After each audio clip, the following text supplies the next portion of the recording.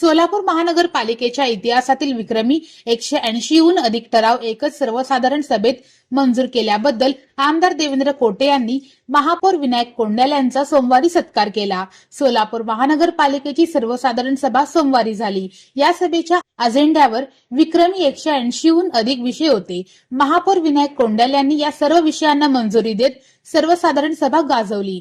सभागृहातील प्रत्येकाला बोलण्याची संधी देत अनावश्यक वेळ न दवडता महापौर विनायक कोंडाल यांनी सर्व विषयांना मंजुरी देत नगरसेवकांच्या प्रश्नांना उत्तरे देत सर्व सदस्यांची समाधान केले। महापौर विनायक कोंडाल यांच्या या कार्यशैलीचे सर्वांनीच कौतुक केले।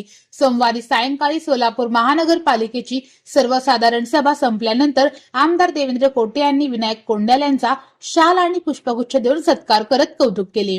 यावेळी माजी महापौर श्रीकांचना यन्नम, नगरसेवक विनोद भोसले, प्रशांत पल्ली, सिद्धेश्वर कमटम, विजय चिप्पा, अक्षय अंजिकाने, मंडल अध्यक्ष नागेश सरगम, दीपक राजगे आदी उपस्थित होते।